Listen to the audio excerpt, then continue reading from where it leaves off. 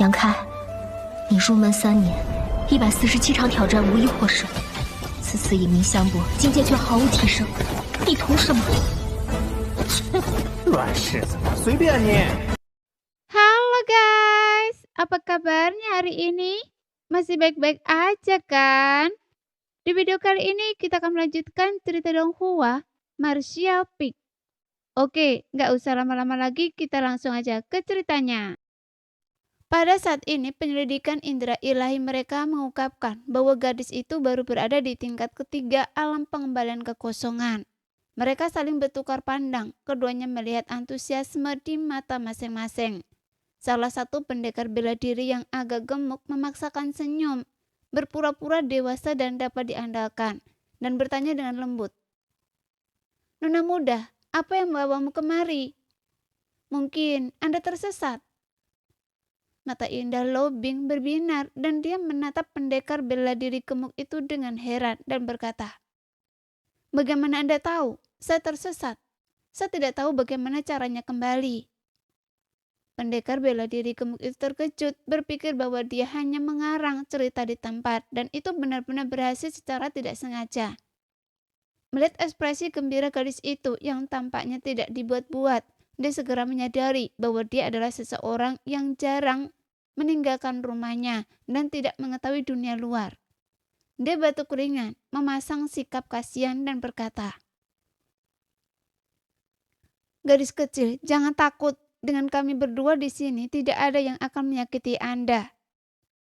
Lo Bing menyeka air mata dari sudut matanya, merasa lega dan tersenyum di tengah air matanya dan berkata, "Bagus sekali, saya tahu semuanya tidak akan seburuk ini." Senyumnya seperti angin musim semi yang membuat 100 bunga bermekaran dalam semalam, membuat mata kedua pendekar itu melebar, terus menelan ludah, darah mereka mendidih. "Kalian berdua, cepat antar nona muda ini pulang. Saya akan memberi kalian hadiah besar saat saya kembali." Dalam sekejap mata, Lo Bing kembali bersikap angkuh dan berteriak kepada kedua pendekar di depannya. Kedua pria itu saling bertukar pandang dan pendekar yang sedikit lebih kurus tersenyum dan berkata, Baiklah, kami akan mengantar Anda pulang, nona muda. Silakan ikuti kami." Lo Bing mengangguk dan memberi instruksi. "Silakan duluan." Tanpa bertanya apakah mereka tahu siapa dia atau di mana dia tinggal, dia hanya mengikuti kedua pendekar itu lebih dalam ke gang. Kedua pria itu jelas tidak bermaksud mengatakan apapun lagi, hanya berjalan maju dalam diam. Suasana hati Lo Bing tampaknya perlahan-lahan cerah dan semua ketidaknyamanannya sebelumnya lenyap seketika. Sambil berjalan, ia bahkan bersenandung kecil seperti burung rak yang riang. Setelah beberapa saat, Lo Bing perlahan menyadari ada yang salah. Ia berhenti dan melihat sekeliling, mendapati tempat ini bahkan lebih sepi daripada tempat yang baru saja ia tinggalkan. Melihat sekeliling, tak ada seorang pun yang terlihat. Rumah-rumah telah runtuh, hanya menyisakan reruntuhan. Pemandangan yang menyerupai kota hantu. Pemandangan ini membuat Lo Bing panik dan dia tergagap. Di mana? Di mana ini? Bukankah saya sudah bilang untuk mengantar saya pulang? Mengapa kalian membawa saya ke sini?" Kedua pendekar bela diri di depannya berhenti serentak, menoleh ke arah Lo Bing dengan seringnya jahat. Meskipun Lo Bing bodoh, ia sekarang menyadari ada yang salah. Kedua orang ini, mereka sepertinya bukan orang baik dan mereka tidak ada di sana untuk mengantarnya pulang. "Kalian, apa yang kalian inginkan?" Wajah Lo Bing pucat pasi karena ketakutan. Ia terhuyung mundur beberapa langkah tetapi tersandung sesuatu. Kehilangan keseimbangan dan jatuh ke tanah. Kepanikan dan rasa sakit melonjak menyebabkan ia langsung menangis. Pendekar bela diri gemuk itu terkekeh dingin. Ia berjalan selangkah demi selangkah menuju Lo Bing. Sosok yang mendekat itu memberikan tekanan psikologis yang sangat besar padanya. Jantungnya berdebar kencang, hampir melompat keluar dari tenggorokannya. "Saya peringatkan Anda, jangan main-main. Kalau tidak Anda akan mati." Lo Bing menggigit bibir merahnya, mengancam mereka dengan kata-kata yang dianggapnya paling ampuh. Tapi keadaan sudah sampai pada titik ini. Bagaimana mungkin mereka berdua membiarkannya begitu saja? Pendekar bela diri kurus itu tertawa. Gadis kecil ini cukup menarik. Apakah orang tua Anda tahu betapa naifnya Anda?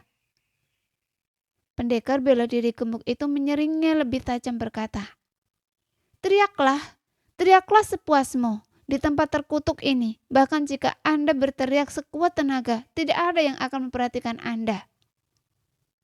Setiap berbicara, pendekar bela diri gemuk itu sudah bergegas ke depan Lobing, mengulurkan tangan untuk meraih lehernya yang ramping. Lobing berteriak ketakutan, mendorong telapak tangannya ke atas.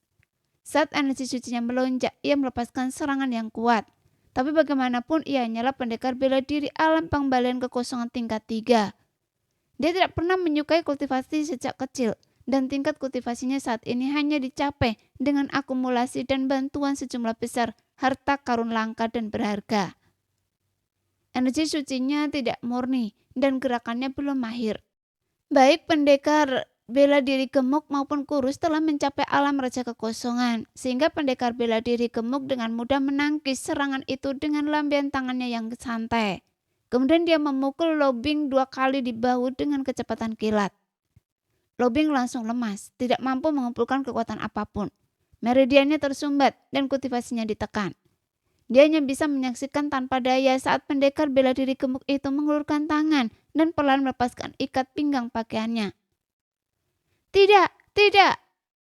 Lobing berteriak memohon, namun pendekar bela diri gemuk itu tergerak oleh panggilan lembut itu. Sifat jahatnya bergejolak di dalam dirinya.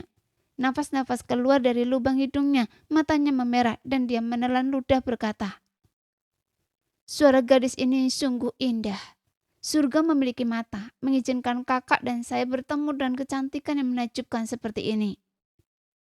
Prajurit kurus itu yang juga diliputi hasrat tiba-tiba melompat di depan Lobing, mencubit pipinya dengan dorongan yang tak tertahankan, sambil berkata, kulitnya begitu halus, saya ingin tahu siapa nona muda ini. Kita beruntung sekarang.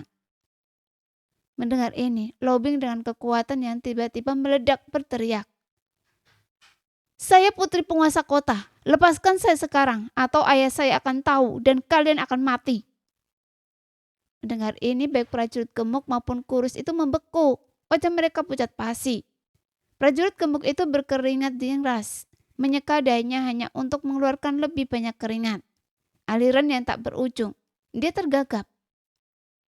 Tidak, tidak mungkin. Putri penguasa kota. Prajurit kurus itu sama ketakutannya menatap Lobing dan bertanya, siapa nama Anda? Lobing melirik dingin kedua pria itu, menggertakkan giginya. Nama saya Lobing. Mendengar ini, kedua prajurit itu merasakan hawa dingin menjalar dari kaki hingga kaki kepala mereka, menyebabkan mereka menggigit tanpa sadar. Setelah mengamati Lobing dengan seksama selama beberapa saat, prajurit gemuk itu tergagap. Sepertinya dia benar-benar putri sulung dari kediaman penguasa kota.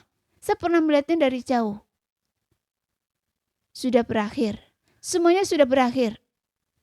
Prajurit kurus itu tampak tak sanggup menahan pukulan hebat itu. Ambruk ke tanah dengan bunyi gedebuk.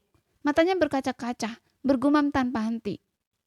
Prajurit gemuk itu juga gemetar hebat dengan cepat menarik tangan kotornya yang sedang menelanjangi Lobing. Dia menatap Lobing seolah mencoba memaksakan senyum menjilat tetapi gagal. Ekspresinya lebih menyakitkan daripada air mata. Setelah mengetahui bahwa gadis di hadapan mereka sebenarnya adalah putri penguasa kota, kedua pria itu ketakutan. Jiwa mereka hampir meninggalkan tubuh mereka. Awalnya, mereka mengira Lobing hanyalah seorang gadis kecil yang tersesat. Siapa yang menyangka dia memiliki latar belakang yang begitu kuat? Seandainya mereka tahu dia adalah putri penguasa kota, mereka tidak akan berani bertindak seperti ini. Bahkan jika mereka memiliki keberanian terbesar sekalipun. Melihat ini, mata Lobing berbinar dan dia berteriak. Sekarang Anda takut kan? Jika Anda tidak ingin mati, patuhlah dan bawa saya kembali ke kediaman penguasa kota. Pendekar bela diri gemuk itu segera berlutut di hadapan Lobing, bersujud berulang kali hingga kepalanya berdarah deras. Dia berkata, saya dan saudara saya buta dan telah menyinggung Nona Luo. Mohon Nona Luo, kasihanilah kami. Pendekar bela diri kurus itu juga tampak tersadar, merangkak dan bersujud juga memohon belas kasihan. Lobing memandang kedua pria itu dengan jijik dan mendengus dingin. Bawa saya kembali ke kediaman penguasa kota dan saya akan mengampuni nyawa kalian. Benarkah? Pendekar bela diri gemuk itu sangat gembira mendengar ini, menatap Lobing dan kegembiraan seperti seseorang yang baru saja lolos dari malapetaka. Lobing berkata, namun, Anda mungkin terhindar dari hukuman mati, tetapi Anda tidak bisa lolos dari hukuman. Hanya karena bagaimana Anda memperlakukan saya barusan. Saya akan menghukum Anda dengan setimpal. Sambil berkata demikian, dia memiringkan kepalanya dan berpikir sejenak, lalu berkata, saya akan menyuruh ayah saya mengurung Anda selama 10 atau 8 tahun. Ekspresi wajah pendekar bela diri gemuk dan kurus itu tiba-tiba menjadi sangat menarik, menatap Lobing dengan ekspresi aneh. Apa yang kalian lihat? Percaya atau tidak, saya akan mencungkil mata kalian. Lobing menatap tajam keduanya seolah-olah dia sudah mengendalikan situasi. Kakak! Pendekar bela diri kurus itu diam-diam menyenggol pendekar bela diri gemuk dan berbisik. Gadis kecil ini, apakah dia sudah gila? Jika dia tidak gila, mengapa dia mulai mengancam orang lain bahkan sebelum melarikan diri? Siapapun yang memiliki sedikit akal sehat tidak akan melakukan itu. Prajurit gemuk itu mengangguk serius dan berkata, saya juga berpikir begitu. Sayang sekali tuan kota dengan reputasinya yang gemilang memiliki putri seperti itu. Lalu, apa yang harus kita lakukan sekarang? Kilatan kejam muncul di mata prajurit gemuk itu saat dia perlahan berkata, apalagi yang bisa kita lakukan? Sebaiknya kita langsung saja. Saat dia mengatakan ini, niat membunuh muncul di wajahnya. Seniman bela diri kurus itu berpikir sejenak setelah mendengar ini, lalu mengangguk dan berkata, itulah satu-satunya cara. Meskipun suara mereka pelan, Lobing mendengarnya dengan jelas. Dia mengira ada harapan untuk lolos dari bahaya, tetapi keadaan berubah tak terduga. Terlebih lagi dilihat dari kata-kata mereka, tampaknya mereka tidak hanya bermaksud untuk mempermainkannya, tetapi juga untuk membunuhnya. Ketakutan, wajahnya pucat pasi dan dia berteriak. Apa yang ingin kalian lakukan? Tolong jangan lakukan ini. Bawa saja saya kembali ke rumah tuan kota dan saya tidak akan menghukum kalian. Terlambat. Seniman bela diri gemuk itu mencibir. Setelah mengambil keputusan, dia tidak lagi begitu takut. Meskipun penguasa kota bukanlah orang yang bisa dianggap remeh. Tempat ini sepi dan selama akibatnya ditangani dengan bersih, mereka mungkin tidak akan dilacak kembali kepada mereka. Dia bergegas turun, berlutut di samping Lobing. Aroma kepolosannya yang masih tercium membuat seluruh tubuhnya panas. Dia merucutkan bibirnya dan menempelkannya ke bibir merah Lobing. Dan dia bergumam tidak jelas. Cantik sekali.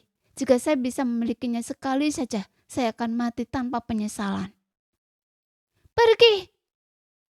Lobing memutar kepalanya dengan panik, mencoba menghindari wajahnya menjijikkan. Tetapi dengan kultivasinya yang tersegel dan gerakannya yang terbatas, bagaimana dia bisa berbuat apa-apa? Dia hanya bisa menyaksikan tanpa daya saat mulutnya semakin mendekat. Dia hampir bisa mencium bau busuk yang keluar dari nafasnya. Pikiran Lobing kosong sesaat.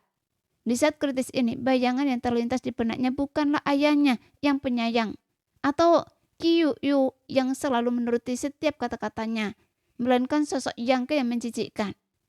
Seandainya bukan karena dia, akankah dia mengalami mimpi buruk yang mengerikan ini? Karena Anda tak menyesal mati, matilah. Tepat saat pendekar bela diri gemuk itu hendak mencium Lobing, sebuah suara dingin tiba-tiba terdengar. Kedua pendekar bela diri itu yang sudah diliputi nafsu dan haus darah melompat seperti burung yang terkejut mendengar suara seseorang. Bulu kuduk mereka berdiri. Pendekar bela diri gemuk itu tersentak berdiri dan sebelum ia sempat melihat siapa yang berbicara, sebuah tinju tiba-tiba meluncur ke arahnya. Tinju itu berdenyut dengan energi suci, mengandung serangan yang sangat ganas, terus membesar di depan matanya, menutupi semua cahaya. Pendekar bela diri gemuk itu mencoba menghindar, tetapi mendapati dirinya tak bisa menghindarinya apapun yang terjadi. Kultivasi lawannya tampaknya jauh lebih tinggi darinya. Sebuah suara teredam terdengar, disertai dengan jeritan pendekar bela diri gemuk itu. Tubuhnya yang gemuk terlempar ke belakang, kepalanya meledak di udara seperti semangka yang hancur. Materi merah dan putih berhamburan kemana-mana. Perubahan tiba-tiba terjadi dan pendekar bela diri kurus itu berteriak ketakutan. Namun sebelum ia sempat pulih, saudaranya sudah tewas di tangan depan matanya. Ia segera mendongak dan melihat seorang pria kekar berambut panjang berdiri di hadapannya. Pria itu tampak seperti baru saja berkelahi. Tubuhnya berlumuran darah. Separuh pipinya bengkak dan matanya merah. Pemandangan mengerikan yang sulit untuk dilihat langsung. Terutama salah satu matanya benar-benar putih tanpa sedikit pun warna hitam yang membuat merinding. "Siapa Anda?" Seniman bela diri kurus itu mengamati pria itu dengan indera ilahnya dan menemukan bahwa pria itu sebenarnya memiliki kultivasi tingkat ketiga alam raja kekosongan. Sehingga hatinya hancur. Ia dan seniman bela diri gemuk itu hanya berada di tingkat pertama alam raja kekosongan. Sementara pria itu 2 tingkat lebih tinggi dari mereka. Meskipun pria berambut panjang itu tampaknya tidak berada di puncak kekuatannya, dilihat dari kekuatan pukulan yang baru saja membunuh seniman bela diri gemuk itu, ia bukanlah tandingan baginya. "Orang yang mengirim Anda pergi." Pria berambut panjang itu mencibir. Sosok menjulang tinggi itu sedikit terhuyung sebelum menghilang. Pendekar bela diri kurus itu melihat ini segera berteriak, "Teman, mari kita bicarakan ini. Kami tidak menyimpan dendam pada Anda. Mengapa Anda menyerang kami seperti ini?" Meskipun dia mengucapkan kata-kata ini, dia langsung memanggil artefak pelindungnya yang berubah menjadi lapisan cahaya untuk melindungi tubuhnya.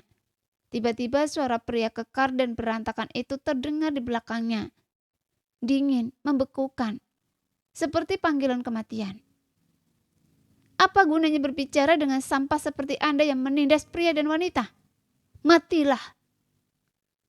Dengan itu, sebuah golok muncul di tangannya. Saat dia menyalurkan energi sucinya ke dalamnya, raungan harimau keluar dari golok itu. Dan hantu kepala harimau raksasa muncul di bilahnya. Mulutnya yang merah darah mengangak ke arah pendekar bela diri kurus itu. Pendekar bela diri kurus itu ketakutan dan meraung, "Saya akan melawan Anda sampai mati." Meskipun kultivasinya 2 tingkat lebih rendah dari lawannya, tetapi jika dia benar-benar bertarung sampai mati, dia merasa masih memiliki sisa harapan untuk melarikan diri.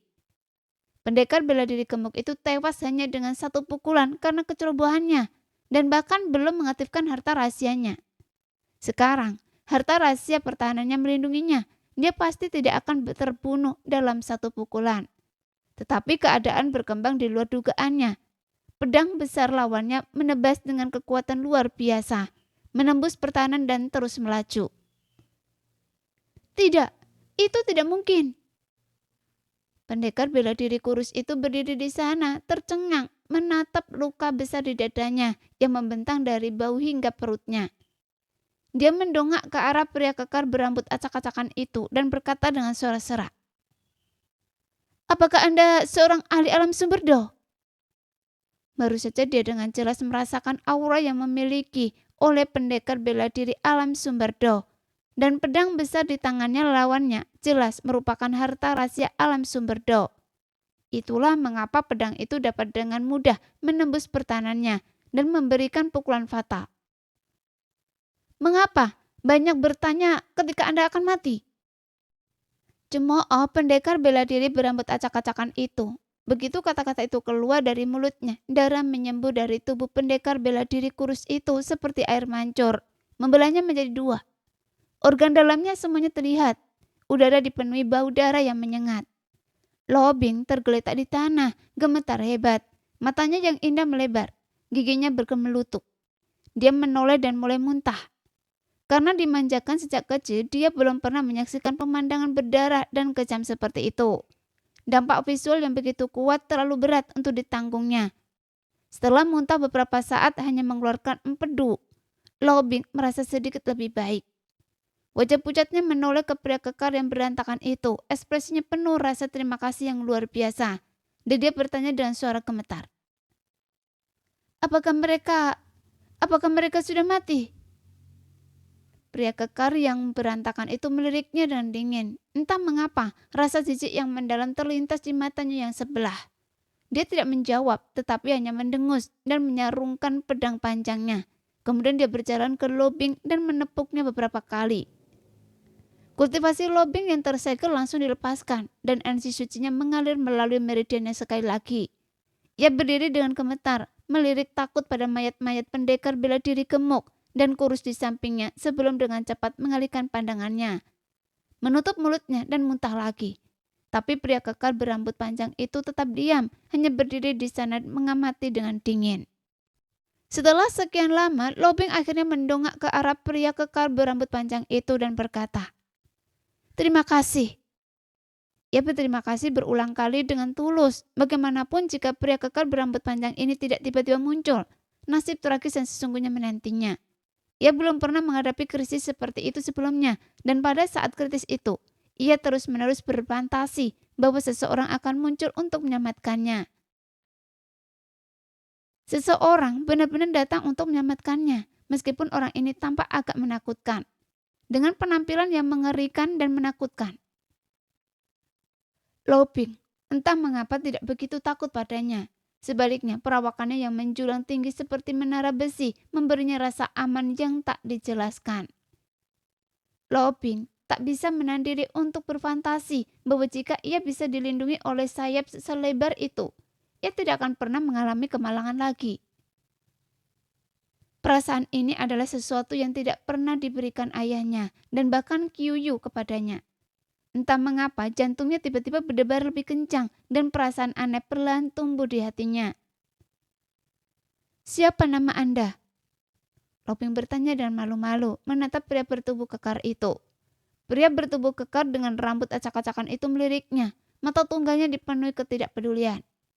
Lobing merasakan hawa dingin menjalar di punggungnya di bawah tatapannya dan dengan cepat menundukkan kepalanya, tidak berani melihat lagi.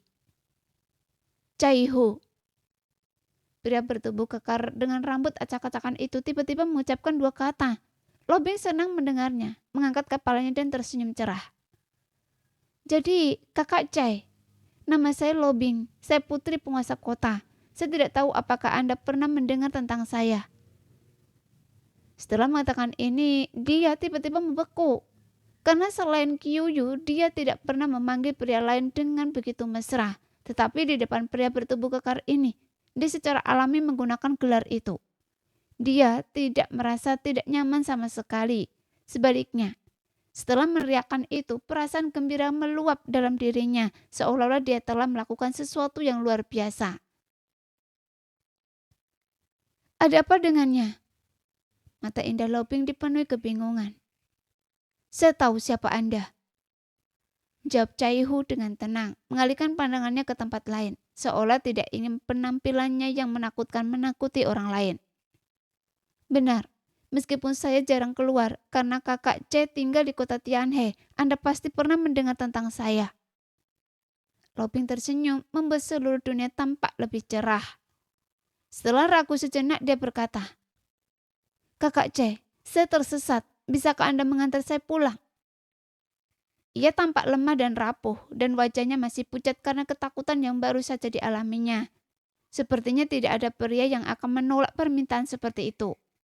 Chaihu mengangguk, sehingga Lobing sangat gembira dan berkata, "Terima kasih. Tapi tidak hari ini," tambah Chaihu dingin. Senyum Lobing langsung membeku, menatap kosong ke arah Chaihu. Ia bertanya, "Kakak C, apa maksud Anda?" Chaihu berkata, "Saya butuh bantuan Nona Luo untuk sesuatu. Ikutlah dengan saya." Lobing terkejut, mengingat bagaimana kedua pria itu memperlakukannya. Wajahnya yang telah kembali sedikit berwarna kembali pucat. Ia mundur menggelengkan kepalanya. "Anda akan memperlakukan saya seperti kedua pria itu?" "Anda terlalu banyak berpikir. Saya tidak akan menyakiti Anda. Tentu saja Anda juga harus bekerja sama dengan patuh."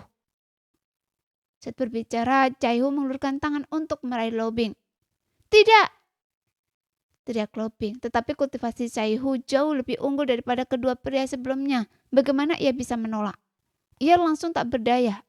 Lobing merasa seperti jatuh ke dalam ruang bawah tanah es. Rangkaian peristiwa yang dialaminya hari ini lebih dramatis daripada apapun yang pernah ia alami dalam hidupnya.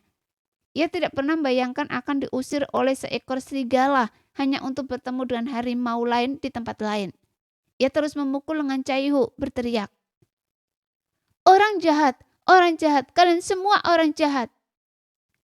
Cai-Hu tetap tak bergeming, hanya berkata dingin, "Jika Anda bergerak lagi, jangan salahkan saya kalau saya tidak sopan." Lo Bing menegang mendengar kata-katanya, tetapi dengan cepat membuka mulutnya dan menggigit punggung tangan Cai-Hu. Gigitannya kuat dan tak lama kemudian mulut Lo Bing dipenuhi darah. Rasa darah memenuhi mulutnya, namun ia tetap tidak mau melepaskan gigitannya. Cai-Hu adalah seorang seniman bela diri tingkat 3 alam raja kekosongan. Jika ia benar-benar ingin menyingkirkan Lo Bing, ia hanya perlu mengerahkan sedikit kekuatan untuk menghancurkan giginya. Tapi entah mengapa, Cai-Hu tidak melakukan itu. Dia menatap Lo Bing yang menggigitnya tangannya sendiri, menelan darahnya sendiri tanpa melepaskannya, secara naluriah melindungi dirinya sendiri. Emosi yang kompleks terlintas di matanya, diikuti oleh desaan lembut. Dia mengangkat telapak tangannya dan dengan lembut memukul leher Lo Bing. Kekuatannya terkendali sempurna. Lo Bing hanya mengeluarkan erangan lembut sebelum jatuh lemas ke tanah. Meskipun tidak sadar, 2 garis air mata perlahan mengalir di pipinya. Kemudian Cai-Hu membungkuk dan mengangkatnya. Sosoknya terhuyung-huyung saat dia menghilang dari tempat itu, hanya meninggalkan sisa-sisa tubuh yang hancur dari pendekar bela diri gemuk dan kurus yang sebelumnya terlihat. Di menara boneka surgawi, Yang Ke kembali dengan santai dan melihat Yi Qinghan mondar-mandir dengan cemas di pintu, terus-menerus melihat keluar. Setelah melihat Yang Ke, dia tampak lega dan menyapanya berkata, "Tuan Muda Yang, Anda dari mana saja?" Yang Ke menjawab, "Hanya berkeliaran." Saat berbicara, dia melirik Yi Qinghan dan tertawa. "Apa? Khawatir saya pergi tanpa mengucapkan selamat tinggal?"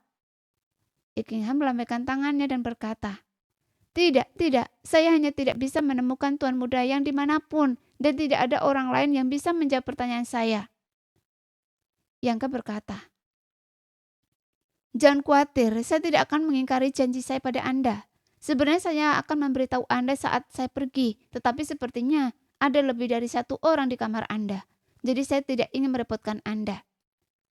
Yi Qinghan tersipu merah padam dan meludah. "Anda sangat menyebalkan." Dia mentakkan kakinya dan berlari ke ruang dalam seolah-olah melarikan diri. Keesokan harinya, istana tuan kota didekorasi dengan meriah, dipenuhi dengan alunan musik dan perayaan. Hari itu adalah hari upacara pengambilan selir oleh Tuan Luo Jin, dan para tamu dari segala penjuru datang untuk menyampaikan ucapan selamat. Kereta-kereta yang syarat dengan hadiah tiba satu demi satu, dipandu oleh para pelayan istana tuan kota menuju halaman belakang tempat hadiah-hadiah tersebut dicatat, dikategorikan, dan disimpan di gudang. Semua orang di istana tuan kota berseri-seri gembira, seolah-olah mereka sendiri yang akan menikah.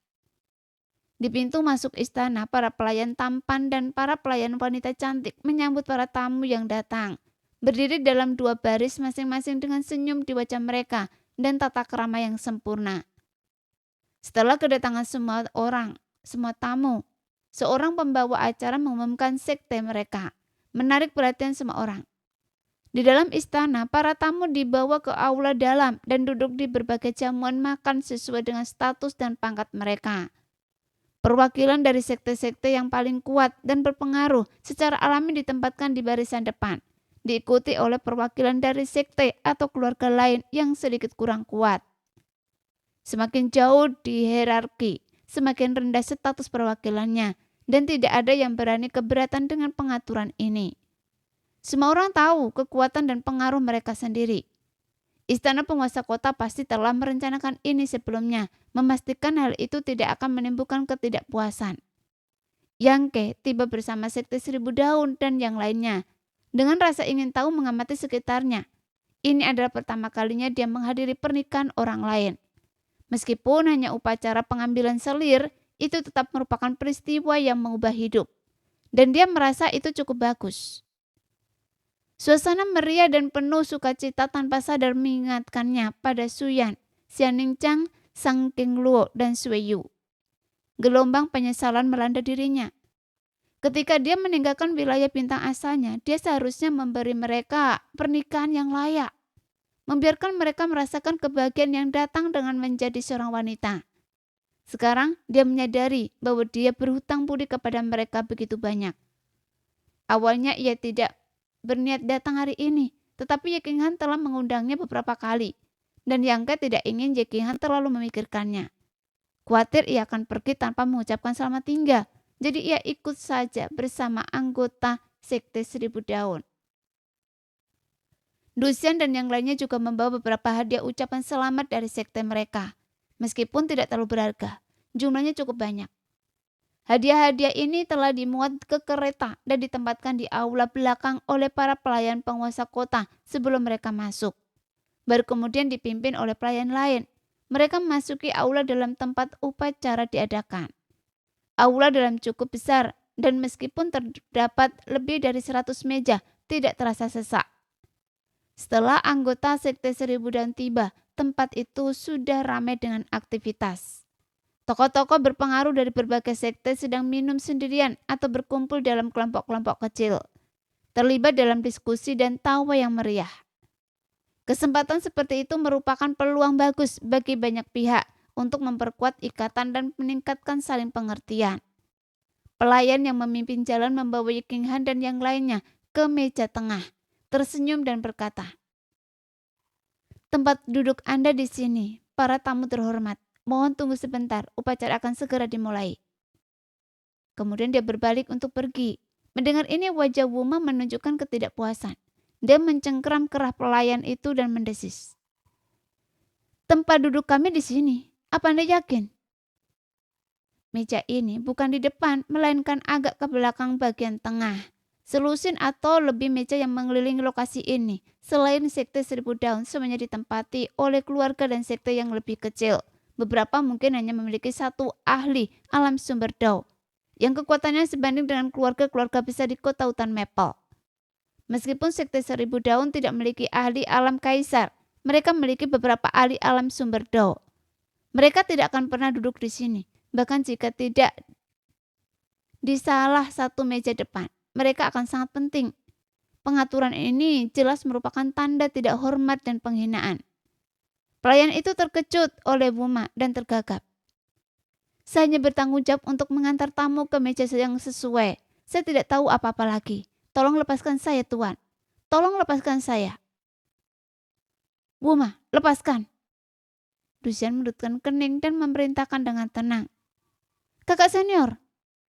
Wuma sepertinya ingin mengatakan sesuatu, tetapi Dusian mengedipkan mata padanya.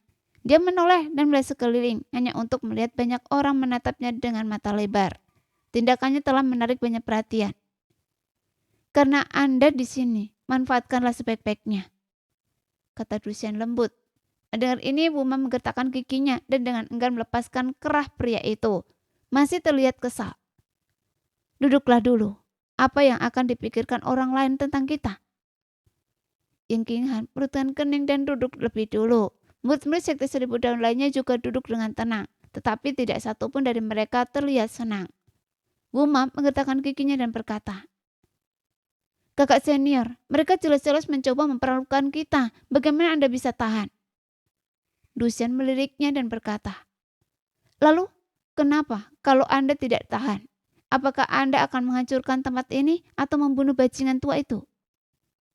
Wuma bergumam, "Saya tidak mengatakan itu, tetapi begitu banyak orang yang menyaksikan mereka menempatkan kita dalam posisi terbelakang seperti ini. Ini jelas disengaja."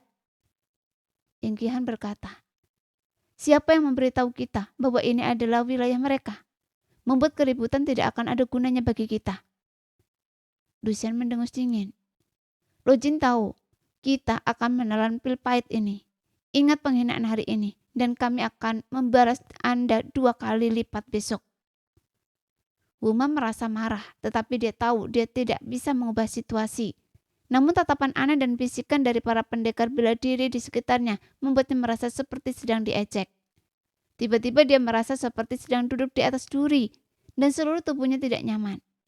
Saat itu Dusian diam-diam menyenggol lengan Ye King Han dan berbisik, "Seseorang telah mengawasi Anda sejak Anda masuk." "Siapa?" Ye King Han bertanya dengan curiga, menoleh untuk melihat sekeliling. Ia langsung melihat Qiu Yu duduk di meja depan, dan benar saja, Ia sedang menatapnya dengan seksama. Ia segera membalas. Jangan bicara omong kosong. Dia tidak menatap saya. Dusian terkekeh. Jika dia tidak menatap Anda, siapa lagi yang akan dia tatap? Adik Y adalah wanita cantik dengan keanggunan yang tak tertandingi. Bagaimana mungkin si bocah nakal Kyuyu bisa menolak pesona Anda? Ye King Han tersipu dan memarahi. Anda semakin tidak bertanggung jawab. Kakak senior, Anda seharusnya memberi contoh yang baik. Dusian tak bisa menahan senyum malu-malu, namun Ye King Han melihat kemanisan di wajahnya. Ia tahu betul bahwa Dusian cemburu. Buma tiba-tiba menyela. Bajingan itu ternyata mengirim seseorang. Dusian dan Ye King Han berbalik dan melihat seorang lelaki tua yang selama ini melindungi Kyuyu berjalan dengan tenang ke arah mereka. Dusian merutan kening. Apa yang diinginkan anak ini? Ye King Han mendengus. Untuk apa repot-repot dengannya? Kita akan kembali ke sekte kita setelah upacara ini. Saya tidak ingin tinggal di tempat ini sedikit pun lebih lama. Saat mereka berbicara, lelaki tua itu berhenti di depan meja mereka, sedikit membungkuk dan berkata, "Permisi semuanya." Karena lelaki tua itu begitu sopan, Dusian tidak bisa bersikap kasar dan membalas bungkukan itu, sambil berkata, "Senior Lee, Anda terlalu baik." Dia berhenti sejenak dan bertanya, "Bolehkah saya bertanya apa yang membawa Senior Lee ke sini?" Lelaki tua bermagali itu berkata dengan tenang, "Tuan muda, saya telah merintahkan saya untuk mengundang seseorang." Mendengar ini, Dusian tidak bisa menahan diri untuk melirik Ye King Han. Ye King Han berkata dengan tidak sabar, "Kembali dan beritahu tuan muda Anda bahwa saya tidak punya waktu." Preto berkali menatap Ye King Han dengan aneh, lalu tersenyum dan berkata, "Pemimpin sekte muda, Anda terlalu banyak berpikir. Tuan muda saya tidak datang untuk mengundang Anda, tetapi untuk mengundang pemuda ini." Sambil berbicara, ia menunjuk Yangke. Ye King Han tersipu malu dengan canggung bertanya, "Mengundang? Dia untuk apa?" Dusian yang lainnya juga terkejut. Seperti Ye King Han, mereka semua mengira pria tua bermagali datang untuk mengundangnya, karena Kyuyu selalu tertarik padanya. Mereka tidak menyangka semuanya akan berubah begitu dramatis, membuat Ye King Han berada dalam posisi yang canggung. Pria tua bermagali berkata, "Tuan muda saya tidak mengatakan apa-apa dan saya juga tidak tahu. Dia hanya meminta saya untuk datang dan mengundang pemuda ini." Mendengar ini, semua orang mengalihkan pandangan mereka ke Yangke. Saat melihatnya, bibir mereka berkedut tanpa sadar. Yangke entah bagaimana berhasil meletakkan piring buah di atas meja di depannya, mengambil buah spiritual di masing-masing tangan dan melahapnya dengan lahap. Beberapa biji buah tergeletak di atas meja di depannya dan tidak jelas kapan dia mulai makan. Dalam waktu singkat, dia hampir menghabiskan setengah buah itu. Cara makannya sangat bersemangat dan rakus, seperti hantu kelaparan yang berinkarnasi, membuat para murid sekte 1000 daun terdiam. Lebih jauh lagi, kedatangan mendadak lelaki tua bermargali di meja itu menarik perhatian banyak orang. Melihat kebiasaan makan Yangke, mereka menggelengkan kepala dan mendesah. Mata mereka dipenuhi rasa jijik, berpikir bahwa orang ini mungkin orang desa yang belum pernah melihat dunia. Mempermalukan diri sendiri hanya dengan sepiring buah spiritual. Para murid sekte 1000 daun merasa sangat tidak nyaman. "Tuan muda Yang." Ye King Han wajahnya memerah. Dengan lembut menyenggolnya memberi isyarat agar dia mengurangi kecepatan makannya. Yang menoleh, mulutnya penuh dengan daging buah yang tidak dikenal. Mengecap bibirnya saat makan, kemudian dia menyerahkan piring buah yang dipegangnya kepada Ye King Han sambil berkata, "Anda mau? Ambil saja jika Anda mau." Bibir Ye King Han berkedut dan wajahnya semakin memerah. Namun Yangke tampak tidak menyadarinya dan memberikan piring buah itu kepada murid-murid sekte 1000 daun lainnya sambil berkata, "Jangan malu semuanya, rasanya sangat enak. Makan lebih banyak bahkan dapat meningkatkan kultivasi kalian. Buah-buahan spiritual ini pasti baru dipetik, sangat segar." Para murid sekte 1000 daun merasa geli sekaligus jengkel.